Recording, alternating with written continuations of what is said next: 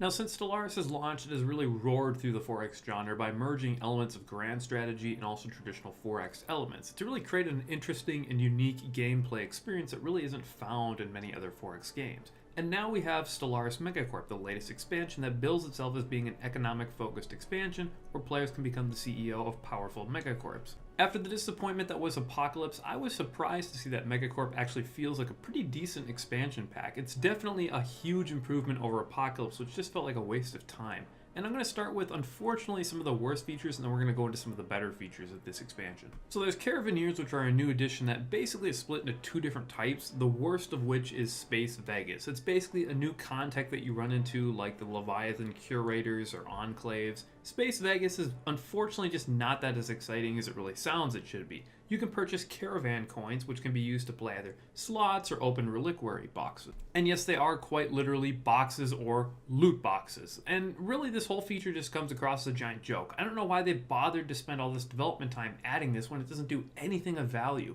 Most of the time, you don't get anything from the reliquary boxes or the slot machines, and I have no idea why a randomized mechanic like this is needed or pointful in a 4X game. It just doesn't add anything. After using the slot machines and the reliquary boxes for a while, you begin to realize that it's basically just a giant joke at EA. You get messages like, "You feel a strong sense of pride and accomplishment," after you open a box and quite literally get nothing. And sure, it's good for like a 2-second laugh, but after that, you're not laughing anymore. It's just a waste of time, a waste of money, and a waste of development features. The other side of Caravaneers is the traveling caravans. Caravans travel the galaxy like any normal ship would, and upon entering an empire will basically give you a choice to purchase different goods from them. These goods can vary in benefits. Some of them are fairly decent and interesting, while others are just an absolute ripoff. Unfortunately, though, the mechanic is pretty damn buggy. In the first two games I played, I never even saw the Caravaneers because they got stuck trying to travel out of systems that had like Leviathans or other issues. It just feels like a huge oversight to not try and limit these or allow them to pass through them or something like that, because they get stuck on this,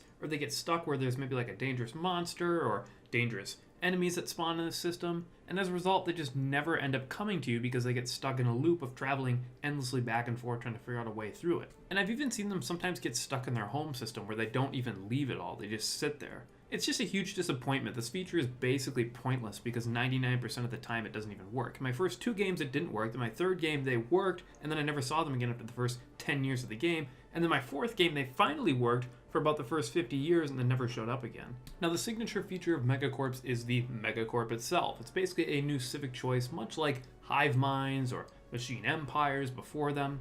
Megacorps get special mechanics like the ability to place branch offices on other planets of other empires, which basically generate credits, and you can upgrade them to build things like alloys or research or unity. It's an interesting mechanic that reminds me a bit of trade republics from Crusader Kings too. Subsidiaries are another mechanic that are exclusive to Megacorp. Subsidiaries are basically like if you took a vassal and a tributary and merged them together. So a subsidiary can also join your wars, will defend you and all that, but they also give you money much like a tributary would. It's a cool and interesting mechanic, and it kind of goes hand in hand with the way in which Megacorps play, because Megacorps are penalized pretty heavily compared to normal factions for being over the administrative cap. These mechanics really emphasize playing Megacorps as a tall playstyle, so if you like that, you'll definitely enjoy playing Megacorps because they are very much suited towards that playstyle. Now, I like the idea behind Megacorps, but I wish there were some more interesting choices or civic options for them. There's a criminal syndicate option, which functions kind of like driven assimilators or determined exterminators, not in the sense of how they play, but just in the sense that it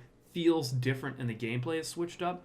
But it doesn't really feel different enough like those do, and the mechanics that change aren't that great. So for example, criminal syndicates are different from regular Megacorps in that they don't need commercial packs to build branch offices. Their branch offices also work differently, whereas a normal Megacorps branch offices benefit both the planet it's placed on but also the owner of the branch office, whereas criminal syndicates create crime on the planet it's created on and then also benefit the person who planted them. So it's kind of this interesting mechanic where you can create these underworlds of crime on an enemy planet and kind of screw them up a little bit in that way. And that's a really cool idea, but the mechanics behind it are just really dumb. So when you're creating the crime on that planet, it's sort of a random event that will pop up when it gets destroyed, when the enemy can actually crack down and shut down that branch office. There isn't like a point where you can spend resources or do something really to affect it. And so it just kind of feels like a dumb randomized mechanic. And it's kind of frustrating when you plant these and then you can't really do anything to keep it there. It just kind of randomly goes away due to a random RNG event. It also seems like a huge missed opportunity to do something like maybe you could interact with pirates or something like that so that you could recruit them or do other things that a normal criminal syndicate would normally do.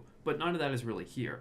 There's some other kind of interesting things, like there's a mega church option that you can create, which basically allows you to spread spiritualist pops everywhere when you create branch offices or planting temples on those planets. A couple new Ascension perks also come with Mega-Corps. There's the Xeno-compatibility one, which allows for crossbreeding and faster population growth. And then there's the Arcology project, which allows you to create basically city worlds. Think Coruscant from Star Wars. These Arcology planets are pretty interesting because they have completely different districts from a normal empire. They can basically super build alloys or consumer goods and all that, which is really interesting in a unique way to kind of create this forge world, which I really love. And then they added the slave market, which is an addition onto the regular market, so you can basically buy and sell slaves on there. It's a cool idea, but the AI doesn't really seem to use it at all, so I never was really able to get that involved with this feature. 4 new megastructures also come with Mega-Corp. You have the matter decompressor, which generates a crap ton of minerals, kind of like a Dyson sphere, but for minerals. The Mega Art installation, which generates unity. There's the interstellar assembly, which is great for races, kind of like a Star Trek Federation of Planets, because it increases immigration heavily. There's the strategic coordination center, which gives you more naval capacity, starbase capacity, and ship speed.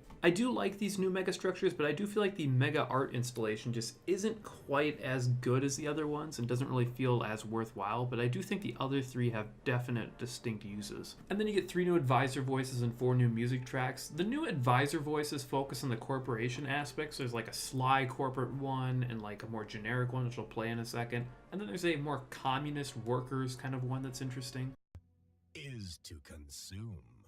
Our multidisciplinary customer satisfaction specialists are always just a click away. Don't hesitate. Discover limitless possibilities with Mega-Corp today. Mega-Corp.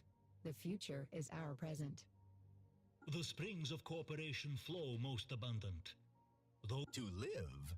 The new music is decently varied, and actually there's 4 tracks, unlike previous Stellaris expansions and DLC, which has only had 3, which is really cool. So you're getting more bang for your buck, and they're all pretty decently varied, and one of them even kind of sounds like a Starship Troopers-y kind of feel for like that Mega-Corp aspect, and I really like them. They definitely add something, and they feel distinctly different than the ones that you got in previous Stellaris expansions. Now overall, as a whole, I think Mega-Corps is a pretty worthwhile expansion that actually adds things, and I would recommend it, but it does have a lot of problems. The Caravaneers don't work at all. The Galactic Slave Market doesn't seem to work. One of the 4 new megastructures, the art installation, just doesn't feel quite as worthwhile compared to the other ones. And I feel like the Megacorps just don't feel as well refined as they really should be. But I do think that all this still has a lot of content to it. You've got the Arcology project, the Xeno-compatibility Ascension perk, you've got great new music tracks, advisor voices, and also some interesting choices with the Mega-Corp Civic that allows you to play more tall. So it gets a 7 out of 10. I think it's a pretty decent expansion. That's just a little bit shy of an 8. It's at a 7 just because some of those features just don't really work. And I do wish that the Megacorps were a little bit more in depth. I wish they had a little bit more feel and uniqueness like the Synthetic Dawn robot empires did with the driven assimilators, the rogue servitors, and the determined exterminators, which all felt very distinct and interesting playstyles. But hopefully in time, Paradox can fix the bugs with Caravaneers and Galactic Slave Market, and maybe even make some refinements on Megacorps. But even if they don't, I do think it's a decent expansion overall.